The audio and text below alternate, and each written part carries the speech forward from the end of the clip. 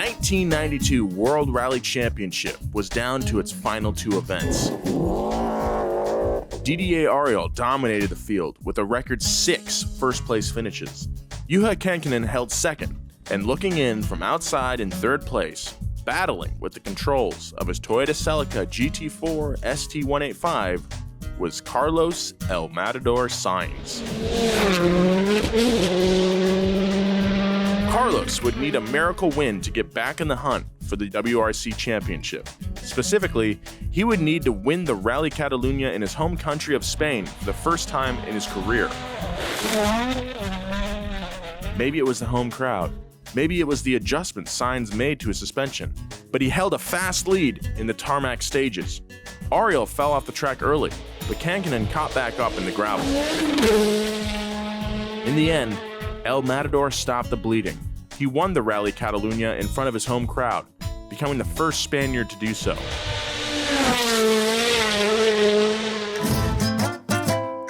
The top 3 drivers were all within 3 points of each other going into the final RAC rally in Great Britain. El Matador blew away the competition, winning the race by 2 full minutes, bringing home his second WRC Drivers' Championship. Now, 30 years later, his son, Carlos Sainz Jr., stands in 5th place in the 2022 Formula One Drivers' Championship, finishing on the podium in each of the season's first 2 Grand Prix. A father and son with the same name, Senior is considered by many to be the greatest rally car driver of all time. Junior is an undeniable star on the rise in Formula One. 2 drivers, 2 very different motorsports, 1 bloodline. How does a father's legendary WRC career translate to a son's success in F1? What do Carlos Sainz Sr. and Jr. have in common? How are they different? Can driving be in your DNA? Today on Past Gas, we discuss the legendary career of Carlos Sainz Sr. and what it could mean for one of Formula One's rising stars, his son, Carlos Sainz Jr. It's nature, nurture, blood, sweat, and tears all mixed together. The story of the Sainz family starts now. Past Gas Podcast. It's about cars, it's not about forts. This episode is brought to you by Masterworks. The crowd erupted in cheers, drowning out the roar of a 670 horsepower engine as he crossed the finish line. No one expected the son of a farmer would be the best race car driver in history. As an Italian immigrant to America, he never dreamed this could happen. But the moment he fired up the engine while parking cars as a valet, he said, "The wheels came to life in my hands. I was hooked." After years of hard work and determination, he snatched up trophy after trophy, eventually going on to earn more than 100 wins in big races like Formula One, IndyCar, and NASCAR. Because of his accomplishments, his signature carries weight to the tune of $138,000. But what if you could harness this crazy demand and sky-high prices without needing millions yourself? There's a platform giving you that opportunity and more. They've been featured in publications like the Wall Street Journal and Forbes. For opening a $1.7 trillion market to people like us, I think Masterworks is the best place to invest in art. If you're looking to invest in art, Masterworks.art is the place for you. Get the full story at Masterworks.art/pastgas. That's Masterworks.art/pastgas. See important Regulation A disclosures at Masterworks.io/CD. Again, that's Masterworks.art/pastgas. Did you know that Valvoline was America's first motor oil brand, making it the original motor oil? Since its founding over 150 years ago, Valvoline and its scientists have been innovating, creating, and reinventing formulas. Some of those innovations include the first high mileage oil, the first racing oil, and the first synthetic blend oil. And they haven't stopped innovating since. One of Valvoline's newest innovations is the Extended Protection Full Synthetic Motor Oil, which is their best oil yet. It offers 10 times stronger protection against oil breakdown, meaning as oil ages, it gets thicker and thicker due to thermal degradation. Valvoline's Extended Protection Full Synthetic Motor Oil protects against that 10 times better than industry standards. I use this Valvoline oil on my 4Runner. It works great, I never have to worry about it. I can't recommend this oil enough. Take it from some of Valvoline's most decorated drivers like Chris Forsberg from Formula D, Rob Dahm, TJ Hunt, Dustin Williams, Gears and Gasoline, they all use Valvoline oil. head down to wherever you get your oil and grab some Valvoline because it's the best. Thanks, Valvoline. España. We're going to Barcelona. Dude, that's so crazy that a king had a lisp. And so now for like hundreds of years, Spanish people have just been talking with a lisp because the king did one time. That's where it originated? Yeah. That's very interesting. It's pretty crazy. I love a good factoid, Joe. I'm full of them. You're full. I'm full of it. You're full of facts, dude. Facts. I had a thought about this the other day because I was watching Mick Schumacher drive, and he's just seems like such a nice guy. Mm-hmm. And I think his dad was probably a nice guy too, but he had this like, he could turn on the asshole, you know? Uh-huh. And I don't think Mick can do that. So I think racing can be in your bloodline, but I think it really takes something else, something like deep down in your DNA that makes you angry to make you a champion. I don't think Mick has that. That's my hot take. That may be true. We'll see, I guess. Yeah, I mean, Michael Schumacher, I mean, he's like the Michael Jordan of Formula One. Yeah. And I mean, if you've watched the Michael Jordan documentary, like you see that Jordan was just ruthless. Because he's got that like anger that never goes away. Mm-hmm. And he has to like keep proving himself. And I don't think Michael Schumacher was that angry, but he definitely could turn it on. I mean, he was ruthless too, you know? Yeah. There's a bit of rose-tinted glasses with him, but like he was a ruthless driver on course. Yeah. Some would call him dirty, and he wouldn't be exaggerating, but you know, you just got to turn that switch on if you want to be the greatest. Absolutely. You know? And maybe it's not even something that you can turn on. It just happens. It just happens. Yeah, it's exactly. like a Jekyll and Hyde thing. Absolutely.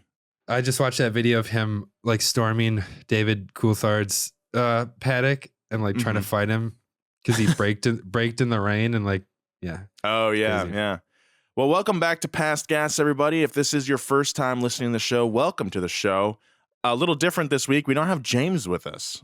His internet is out. Yeah. He has no way of recording or calling into the show. He sent in a handwritten letter to us. Yeah, this morning. And we're like, okay, we can't this correspondence isn't real time. This doesn't work for this medium. Yeah. Maybe if we recorded a podcast during the Civil War, maybe this would work, but maybe. So I'm your host, Nolan Sykes, joined as always by Joe Weber. Whoop, whoop. Hey, what's up? So if James gets his internet fixed, he'll call in. You'll just have to stick around and listen to see if that happens. This is Guess not you're a just bit. going to have to listen to the very last minute to see if he stops by. But this week we are talking about the Sainz family. Carlos Sainz Jr. is probably one of the more popular drivers on the grid these days. Because he's so handsome. He's a very handsome fellow. Just seems like a good dude. He's a great driver too. I think his parts on like Drive to Survive have really kind of helped his popularity for sure. Absolutely. Yeah. Especially online. There's that, I think it's in season 2 or 3 where they focus on Carlos and they're like at the Sainz estate in Spain. And I'm like, man, I wish I was at that dinner. I know. That looks so nice. I just want to be at the table and just enjoy good company. Just eating like jamon iberico next to like this beautiful lake. Yes. With all the Sainz family. I would just sit there and I would just enjoy being there. I wouldn't even say anything. I know very little Spanish. They probably all speak English, but I'm excited for today's episode. So without further ado, let's get into it. Carlos Sainz Sr. was born on April 12, 1962 in Madrid, Spain. Carlos was good at every sport he tried. He won the Spanish squash championship at age 16 and was good enough at soccer or football to be invited to try out for Real Madrid, his favorite team to this day. Damn, this guy's good. Yeah, what? Have you ever played squash? I don't even know what that is. I play pickleball, which is like squash light. Oh, interesting. My parents love pickleball. It's very popular in Atascadero right now. I think everyone's parents are into pickleball. It's easy on the knees. Oh, did they call it pickleball because it's like a different squash? Because a pickle is a pickled cucumber, which is technically a squash. No, Cucumber is not part of the squash family. What? Okay, well, we can debate that at another time. Carlos spent 2 years in law school before he dropped out to pursue a career in racing like his brother, Antonio. Carlos started racing in 1980. By 1986, he finished second in the Spanish Rally Championship, driving a Group B Renault 5 Turbo. He won the Spanish Rally Championship in 1987 and 1988, driving a Ford Sierra RS Cosworth, and made his first appearances in the World Rally Championships with Ford around that same time. The rear-wheel drive Ford Sierra struggled to compete with the all-wheel drive cars on the WRC stage, so Carlos left Ford for Toyota in 1989. Oh, wait. Is this the year that they cheated? No, but I'm sure we'll talk about that. That was in the mid-90s. Oh, and also, I've got egg all over my face because Cucumber definitely in the squash family. Yes. Score 1 for Nolan. I'm keeping track. Carlos's time at Ford wasn't a total loss, however. It was there that he teamed up with Luis Moya, who would leave Ford with Sainz and remain his co-driver for the next 15 years. Sainz got on the podium 3 times in 1989 in his Toyota Celica GT4 ST165 Supra Turbo, and probably would have won the final race of the season, the RAC Rally, if it weren't for mechanical failure in the final stages. He finished 8th overall in total points, despite starting the season with 4 retirements in a row. It's pretty clear that Sainz has a lot of talent at this point. I mean, he's been in the game for 9 years now. People know he's good. You just got to get that bit of luck. So, 1989, the Supra was still part of the Celica line, or what? Yeah, I mean, Supra was just a trim of Celica. Yeah, I know that, but I thought that it had become its own car by 1989, but I guess I'm wrong. Toyota Celica GT4 ST165 Supra Turbo. I think they only called the boxy ones the Celica Supra. And then when it got more curvy, that's when it became just the Celica on its own. Yeah, I love my curvy car. I love my curvy car. By 1999, it was on. Sainz drove the Celica GT4 ST165 to his first WRC victory at the Acropolis Rally in Greece, and followed up with victories at Rally New Zealand and the 1000 Lakes Rally in Finland. The 1000 Lakes Rally is driven on wide and smooth gravel roads and is considered the fastest event in the World Rally Championship. When I used to play dirt all the time, dirt rally, Finland was definitely my favorite because this is a good track. It's so fun, so fast. This is where that Hyundai i20 flipped over like crazy. Ooh. This course is often called the Grand Prix on gravel. Sainz was the first non-Nordic driver to win the Thousand Lakes Rally in the 40-year history of the event. Jesus. This is one of the many times that Sainz was the first to do something in WRC. And perhaps it was a foreshadowing of his son's aptitude for driving on tarmac in Formula One. Sainz went on to win the last race of the year, the aforementioned RAC Rally, to capture his first WRC driver's title in 1990. He beat out Lancia's Ariel and Kankinen, becoming the first driver outside of Lancia to win the championship since the start of the Group A era in 1987. Sainz nearly defended his title in 1991. He won 3 of the first 4 rallies, but then rolled his car in Australia in a wreck that left him in a neck brace.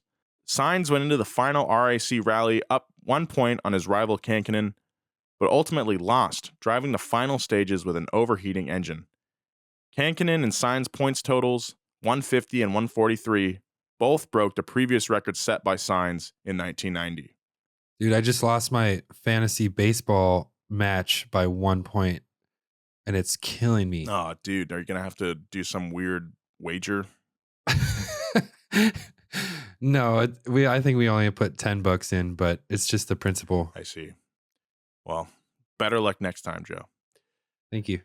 Sainz won his second and final WRC Drivers' Championship in 1992 in dramatic come-from-behind fashion. Sainz and Moya left Toyota the following year due to a conflict of interest regarding motor oil sponsorship. Sainz, the driver, was sponsored by Repsol. Toyota's new sponsor was Castrol. Sainz and Moya had no choice. Said Moya, quote, "If we didn't leave Toyota in 1992 to go to Lancia, we probably would have been the kind of drivers that would have remained on the same team, maybe forever, at Toyota." Why is that a bad thing, though? I don't know. There's a lot of like implications in there that I don't really understand. I feel like a lot of drivers, like, you know, pick one team and then stay with it forever. Yeah, I don't think that's necessarily a bad thing. Just maybe he's just talking about getting like stagnant. Yeah, maybe. Staying on the same team would not be the way things worked out for Sainz. Sainz would switch teams 6 times in the next 12 years with plenty of big wins, but more bad luck along the way. Uh-oh. Uh-oh. Foreshadowing, dude.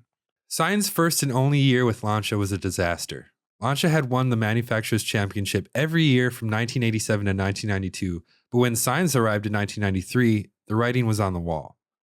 According to Sainz, the evolution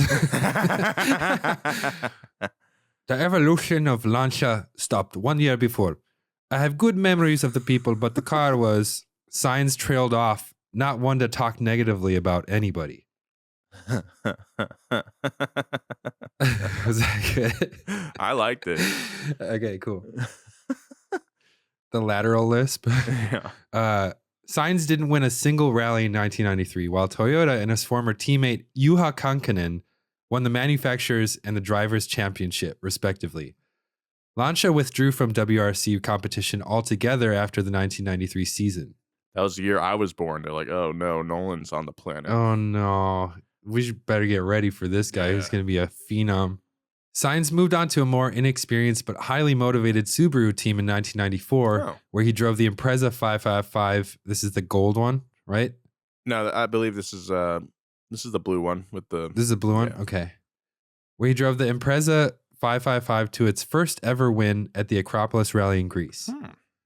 This was also his first of 3 stints teaming up with Colin McRae. Hey, I know that guy. I know that guy. This is cool because I remember we mentioned Carlos Sainz in our Colin McRae series, and I was like, I wonder when we'll ever talk about this. And now we are. Yeah. Subaru placed second in the Manufacturers' Championship that year. Sainz was in position to win his 3rd Drivers' Championship, leading in the final rally before spinning out, retiring from the race, and finishing 2nd overall for the season. Ugh. That sucks, man. That's the thing about racing is just everything can change in like a blink of an eye. This was the 2nd time Sainz lost a Drivers' Championship that seemed to be well in hand in the final rally of the season, and it wouldn't be the last. Sainz came out strong in 1995, winning the Monte Carlo rally and then the rally to Portugal, despite driving the last 7 kilometers with a broken brake line. What? How? It just barely worked or it didn't work at all? I'm not sure. Crazy. Sainz tore 3 ligaments in his shoulder falling off a bicycle and was forced to sit out Rally New Zealand. I think, okay, new rule. I think if you are like involved in something big, you don't take any risks. Don't blow it, don't ride the bike. Yeah. I almost blew it when I broke my collarbone on my BMX bike. We were like 2 months away from shooting high-low. Yeah. And the first season of high-low, and I could have blown it. It would have been bad for you. You still could have done it, but it would have been uncomfortable. It would have been very uncomfortable, but luckily it healed up and I was able to do it by the time. But anyway. Not to bring everything back to baseball, but there's a pitcher, Madison Bumgarner, who they found out later that he was riding bulls under a different name because he was banned from, doing anything that could have messed up his arms or hands. And I think he broke his hand and said that it was he was riding an ATV, but then it came out that he was riding bulls. Oh my God. Yeah, don't blow it. Don't blow it. This injury, combined with a retirement in Rally Australia and a shortened 8-event season, opened the door for teammate Colin McRae to catch up in the Drivers' Championship standings. Sainz and McRae were in positions 1 and 2 heading into the final stage of the Catalunya Rally in Spain, but because the Subaru team was so far ahead of the rest of the field, Subaru team director David Richards told McRae not to battle Sainz for first and risk a wreck that would ruin Subaru's certain 1-2 finish.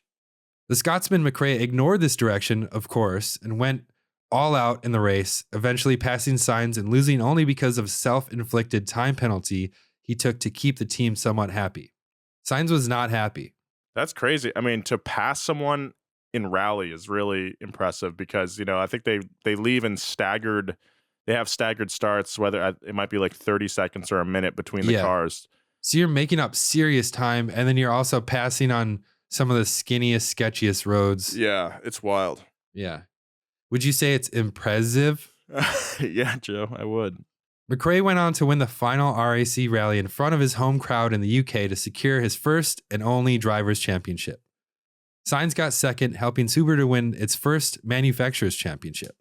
This was the third time Sainz felt he could have and should have won the driver's championship if it weren't for his injury and unruly teammate. Sainz left Subaru with an aching shoulder and a horrible taste in his mouth. Frustrated and looking for yet another fresh start in 1996, Sainz rejoined Ford, driving the Escort RS Cosworth. Sainz finished third overall for the season, behind Tommy Mäkinen and McRae. It was a rather unremarkable year for Sainz, although he did chalk up an impressive win at the inaugural Rally Indonesia, where climate provided a unique challenge. Sainz said, quote, "Suddenly you start the rally and you could get a storm, full of water and everything, and you cannot imagine how slippery it was. The fastest tire in those conditions was the snow tires. Luis Moya claimed it was so slippery in Indonesia that you couldn't even stand."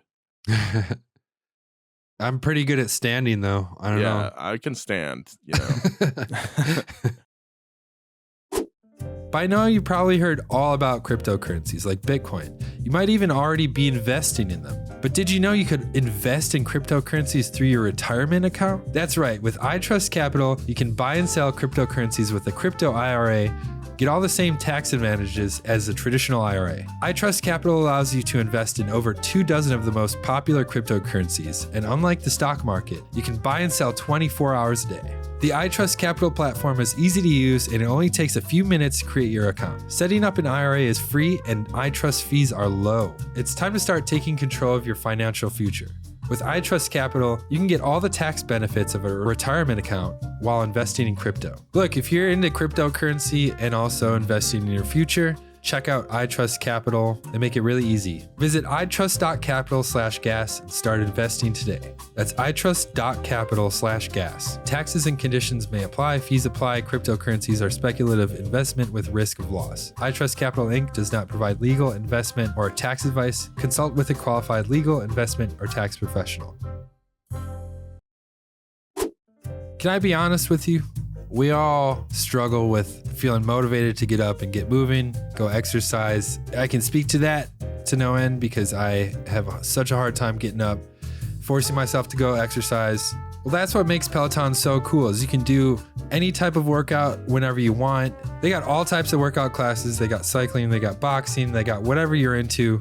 Whenever you want. Peloton has a team of world-class instructors ready to motivate you 24/7. The instructors are highly trained fitness pros who motivate you through every workout, whether you're a regular at the gym or just someone who's new or getting back to working out. Whatever your fitness level, Peloton instructors don't just teach, they motivate. Peloton has thousands of live and on-demand classes, so you can always keep it fresh. From cycling and strength training to yoga and running, experiment with new types of movement, judgment-free, at a level and pace that feels good for you. I think it's really cool how many different types of exercise Peloton offers. I know I get bored with something right away, so for someone like me, Peloton's perfect because I can pick and choose whatever I'm feeling that day. Makes it really fun to switch it up. Right now is the perfect time to try out Peloton. The Peloton Bike Plus is now $500 less, its best price yet, including free delivery and setup. And there are more game-changing prices available on the original Peloton Bike and Peloton Tread. Visit onepeloton.com to learn more. Carlos made a habit of winning inaugural rallies, and this was not by chance. His teammates credited Sainz's success to his intense preparation and his insistence on testing and getting the most out of his cars in difficult conditions.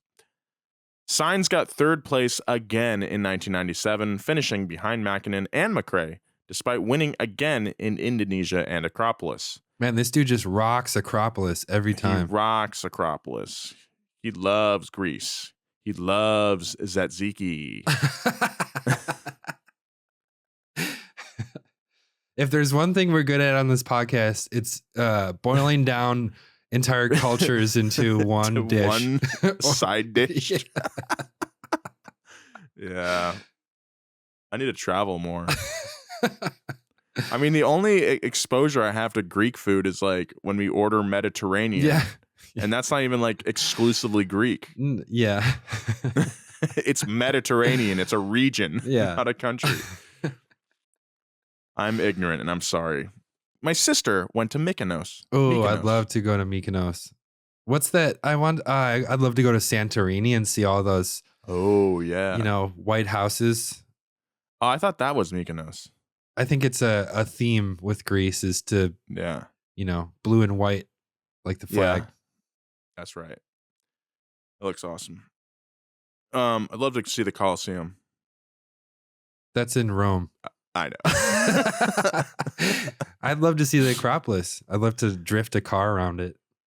I'd love to see the Parthenon. Look, if you're a past gas listener from Greece, email us, tell us what kind of cool cars you have and where we should go if we ever travel there. We'd love to hear.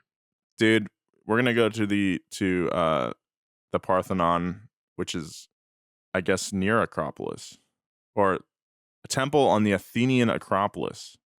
Yeah, so that's the big one on the top of the mountain that you see in every picture. It's so sick. Sorry for that side note. The highlight of 1997 for Sainz might have been winning the Race of Champions, the only motorsport event featuring drivers from Formula One, WRC, IndyCar, and NASCAR going head-to-head in identical cars. Once you know it, Sainz beat McRae in the final round. Ooh. Race of Champions is pretty cool. We might have to do something about that. Yeah, we should. Let us know if you want to hear an episode on that. Sainz went back to Toyota in 1998, where he drove the Corolla World Rally car to victory in his first race back at the Monte Carlo Rally. He went on to win the New Zealand Rally and was only 2 points behind the leader Tommy Mäkinen headed into the final event, the Rally of Great Britain. This time, victory seemed certain for Sainz when Mäkinen was retired on the first day. Sainz only had to finish fourth or better to win his third championship. Sainz was in fourth place and in position to secure the championship when his Corolla's engine gave out only 300 meters from the finish line. Oh, no. The engine blew a hole in it. The car wouldn't start. Luis Moya threw his helmet through the car's rear window in what would unfortunately become an iconic moment of Moya and Sainz's career. The loss was almost surreal in how heartbreaking it was for the pair. Moya recalls, quote, "I remember a football player from the Barcelona team, a good friend of mine. He said, I can't imagine I'm trying to hit the last penalty in a football match in the World Cup and I miss it. I said, no. Imagine that the ball explodes. We didn't miss it." Sainz still doesn't talk much about the event, recalling it mostly as a learning experience. I mean, 300 meters, couldn't you just run out and push it? Maybe. My heart would explode. The letdown from 1998 bled into the following year, where Sainz finished just fifth overall with no wins. Toyota won the manufacturer's title, but dropped out of WRC the following year to focus more on Formula One. Sainz was forced to find a new home yet again, so he went to one he was familiar with, returning to Ford for the third time and teaming up once again with Colin McRae. These guys just can't get enough of each other. No. Sainz won the inaugural Cyprus Rally, which was thrown together in just 4 months to replace the China Rally.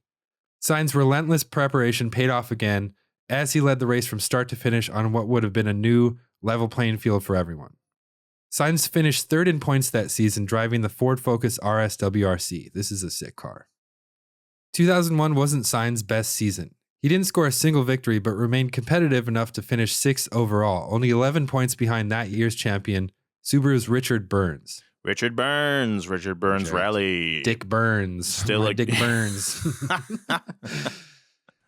Sainz finished third in 2002, 1 point ahead of McRae, before Ford decided to reduce the contracts of their two drivers to focus on improving their cars. Sainz and McRae left for Citroën in 2003, but this time Sainz's co-driver Luis Moya left him due to a disagreement over a contract. The two would remain friends because they're Spanish. Said Moya, "I'm more of an open person. I speak more than Carlos, and I think that's why the relationship was so good. For 15 years, we lived in a cubic meter together. Of course, we had some moments that were difficult. Of course, there were big silences. But we always got back together." And Sainz said, "I have very much enjoyed being partners." I'm probably pissing off so many Spaniards right now. Spain's #1 automotive history podcast, Path Gas. Path Gas. Nolan Sykes. Nevertheless, Sainz pushed forward and drove the last 2 seasons of his rally career with his new co-driver, Mark Marty. Sainz won yet another inaugural rally in Turkey. This dude just cannot be stopped, at least for the first race, solidifying his reputation as the winner of new events. This is also the Citroen Zara's first win on gravel. Sorry if I butchered that name, proving it was a car for all surfaces. It's spelled Xsara, Zara. I would say Zara. That makes sense to me. Yeah. Sainz, McRae, and Sebastian Loeb drove Citroen to a manufacturer's title in 2003 in Citroen's first full season in the WRC. And that would go on to be kind of a dynasty itself with Loeb, right? Yeah, Sebastian Loeb, freaking monster in this car. In 2004, Carlos won his 26th and final WRC victory at Rally Argentina. This was a WRC record at the time. It was the last, but it was one of the best, said Sainz.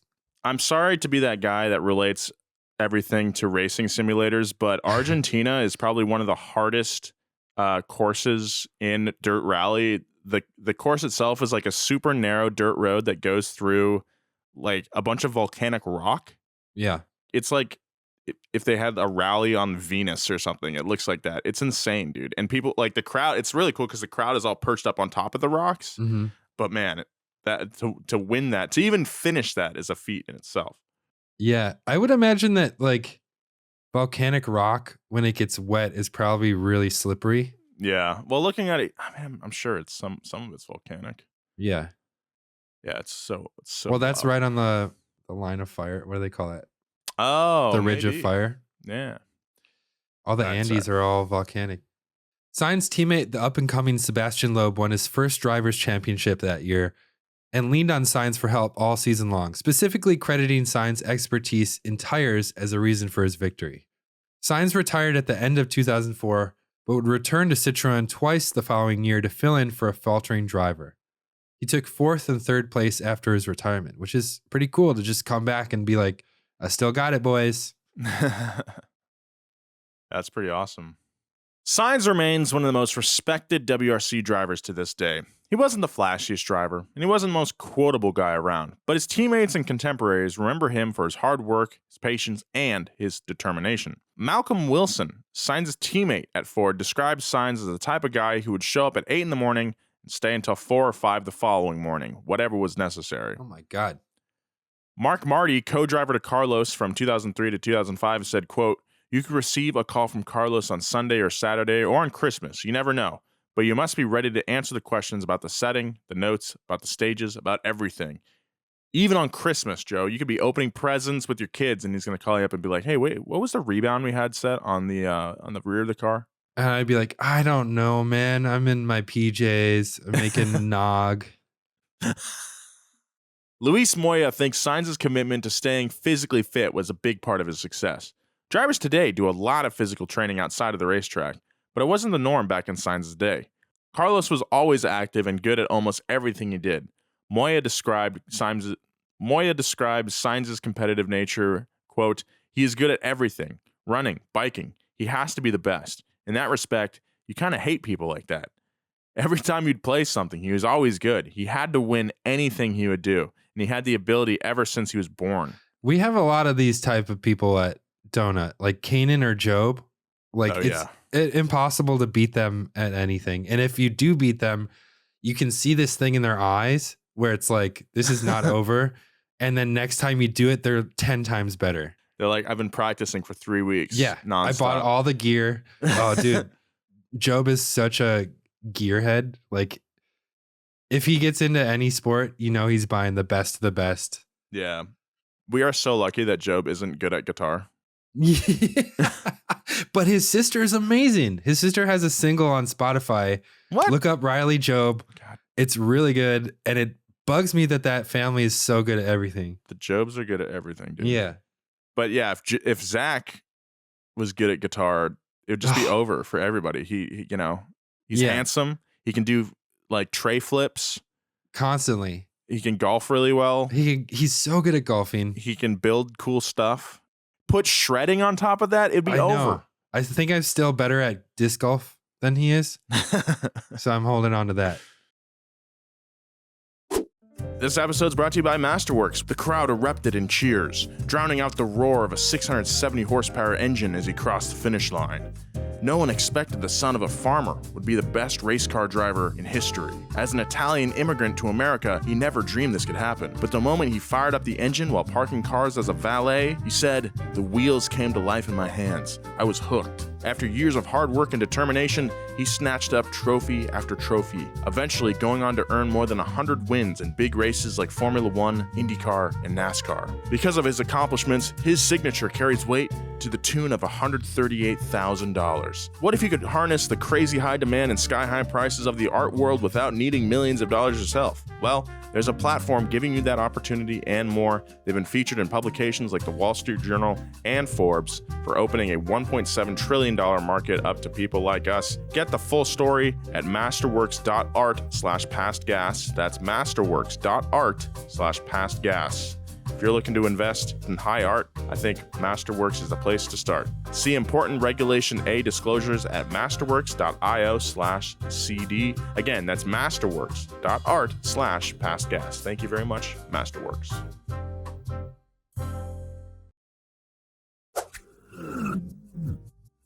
Did you know that Valvoline is America's first motor oil brand, making it the original motor oil?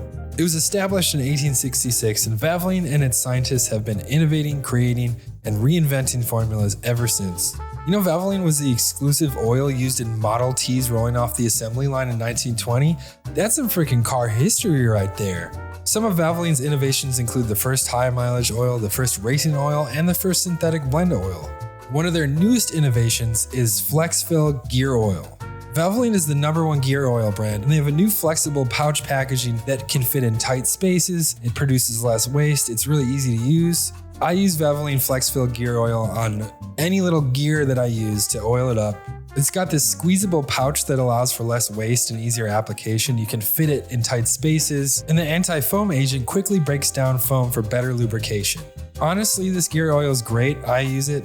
We use it at Donut. It's super easy to use, and also the pros use it. So if you're out of gear oil, go and get Valvoline FlexFill Gear Oil. It's the #1 gear oil brand out there. Thanks, Valvoline. So, how has Carlos Sainz Sr.'s experience and legendary status as a WRC driver set Carlos Sainz Jr. up for success in Formula One? Well, for one, Jr. grew up around cars. He was doing donuts in the backyard in an electric cart by age 2. At age 5, he had an indoor go-kart track at home. Okay. One of his first memories in a race car was riding in a rally car with his dad in Portugal around 5 or 6. That's pretty cool. Junior recalls being shocked by the speed and not being able to see over the dashboard. He said it was like being in a roller coaster without knowing what was in front of me. By age 10, when Junior was old enough to show his own interest in racing, his dad had retired from WRC, so Junior spent most of his time watching another Spaniard compete in Formula One, Fernando Alonso. Oh. Carlos Sr. took his son to the Spanish Grand Prix. Fernando Alonso won the event, and Junior got to meet him afterwards. It was at that race that Carlos Sainz Jr. asked his dad to help him become a Formula One driver like his hero, Fernando Alonso. Man, I'd love to just be able to ask my dad to help me be a Formula One driver. Yeah, that's pretty cool. Junior describes his decision to drive Formula One as, quote, 90% about his own choice and 10% may be influenced by his family. He grew up around rally cars and racing, but he also watched Formula One with his dad. So how does rally driving compare to driving Formula One? Ayrton Senna once took a weekend off to drive rally cars, and he described the difference like this. In rally, you're improvising the whole time. In an F1 race car, you know exactly what to do at any given corner. You know where there's a runoff area, where you have to go over the curbs, and you know every undulation because you have to do everything 100 times over during a day of tests. In a rally car, everything is much more instinctive, and there's no margin for error. My only problem was that I didn't want to stop driving. It was the coolest day I had since I moved to England. I want to try a rally car real bad. Oh, dude, I want to. Did you see that video of the Ford Raptor doing like this little, it's like a 50-foot jump. It looks small, but the driver broke his back. Oh my God, no. No, that's insane. Like broke a vertebrae 3 times. That's wild. Yeah. Yeah, last weekend I went out to Iowa and drove those Pontiacs around. Yeah, on, that looks on so fun. Kevin Junkyard Diggs's little improvised rally cross course in his backyard, and it was a lot of fun. But I was like, damn, I got to try this on like a faster car, or maybe just another Pontiac. Who knows? It was a good time though. Whatever the case, between rally and Formula One, Carlos Sainz Jr. fell in love with F1 and his dad approved. Senior describes himself as a proud father who helps when he can, but admits he mostly follows his son's career like any other fan. Somehow I don't believe that. Yeah. By age 14, Carlos Sainz Jr. was serious about racing, specifically go-karts. He won the Asia Pacific KF3 title and got runner-up in the Spanish Championship. In 2009, he won the Junior Monaco Kart Cup and was the runner-up in the KF3 Championship. Do they do karts on the Monaco F1 circuit? Or is there's got to be a track, right? Probably. Because I would love to drive a kart on the Monaco. Yeah, that'd be pretty rad. It actually would, those like hairpin turns would be fun. Yeah. Oh, yeah. Instead of the bane of my existence when I play the F1 game. He was a guest driver at the Formula BMW Pacific Series at Sepang. He was ineligible to score points because of his guest driver status, but his second and fourth place finishes landed him a spot on the Red Bull Junior team. Oh, yeah. I forgot about that. I did not know he was a Red Bull guy. Yeah. Makes sense because he's a bullfighter. Because he's a Spanish. That's we're boiling things down to one aspect right now. Hey. By 2015, Carlos Sainz Jr. had a seat in Formula One driving for Toro Rosso, where he stayed for 2.5 years before moving to Renault. That's right. He was Max Verstappen's teammate at Toro Rosso. Carlos is pretty easygoing. Mm-hmm. I wonder what their team dynamic was like. Probably cordial, colloquial. So he stayed for 2.5 years before moving to Renault, McLaren, and finally Ferrari in 2021, where he remains to this day. He's doing all right. He's had some bad luck. Doing all right. He's, getting some good midfield finishes, but this is a fast car. He should be getting top 3. Yeah. Carlos Sainz Jr. showed steady improvement through his 7 full seasons in Formula One, finishing 15th, 12th, 9th, 10th, 6th, 6th again, and 5th in 2021, his first with Ferrari. This year, he's reached the podium in each of the first 2 events of the season, and as of today, he's currently in 5th. This is being recorded before the Miami GP, so please don't send us corrections on that. We are in the past. Although I'm really excited for their Miami GP. Looks very fun. Probably going to be a hoot for anyone who goes. Junior describes his second place finish to Leclerc, his best finish to that date, as one of his most disappointing days in Formula One because he finished behind someone driving the same car as him. Yeah, I could see that, man. Yeah. Nothing to complain about except your own driving. Carlos Sainz Jr. is firmly in the spotlight these days. He's known for his work ethic, his tenacity, and his ability to adapt to conditions and think outside the box to get the most out of his car. People said the same thing about his dad. Junior's career is just taking off, but Carlos Sainz Sr. isn't done yet either. Since his retirement in 2004, Sr. has been competing in the annual Dakar Rally, a grueling off-road endurance race which Sainz has won 3 times, most recently in 2020 at the age of 58, making him the oldest driver to win the rally. In 2022, he drove for Audi and became the first driver to win a stage of the Dakar Rally in an electric car. In Extreme E, I watched that race. That was cool. Yeah, he's in that as well. With Carlos Sainz Sr. showing no signs of stopping and Jr. just entering the prime of his career, it seems the Sainz family isn't going anywhere.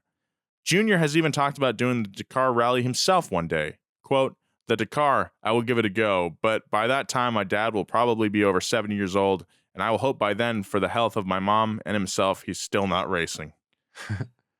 So far, neither of them has shown any signs of slowing down, both determined to keep driving and winning in their respective fields. Like father, like son. Sort of. I feel like Junior has had bad luck this season in Formula One. He keeps getting smashed into. It's not even his fault. He's just a run of bad luck. Yeah. Hopefully something changes for him because, it's hard now for me to root for one single driver. I root for all the guys at the same time, but I just want to see him do well because he does seem like a pretty deserving guy. And he's got a great work ethic, and he's never on the radio talking smack about the car or his team or whatever. Like, he's just a solid dude. And he, like, a lot of these drivers are rich kids, obviously, who feel entitled. And I never get that vibe from him. Even though he did have an indoor kart track at his house. Even though that's an insane thing to have. That's an insane as a child. Thing. Yeah. But, like you said, he just seems like a solid dude. You just get a good feeling from him. So I want to see Carlos do well. He's one of the reasons I'm a Tifosi this year. Oh, all right. All right. Should I read this? We have a letter from Trevor. All right. Hi, guys. Got passed by a Golf on the highway today with a Tiger vanity plate that said lasagna. Made me think, made me laugh and think of you guys in the video game episode. Love the podcast. Signed, Trevor. Well, thanks, Trevor. That's a dope ass vanity plate and I love it. Plate combo. Love it. Love it. I can already see Nolan is jealous of it. Wants to get the. I want California one that version says La Saga. Why? Or my La Saga. What does that mean? There's a meme about someone dropped the lasagna on the floor. Never mind. In the video game episode, Nolan brought up there's a Garfield racing game that I think, while we were recording, Nolan was buying it for his gaming PC and then maybe played it twice and was like, this game sucks. Yeah, it did suck. But Nolan is a huge Lasagna Cat fan. I'm a big Garfy fan, dude. Yeah. I'm a Garf head. Big time. All right. Well, if you'd like to hit us up about whatever, get in contact with us. Yeah. It's passgas@donutmedia.com is the email.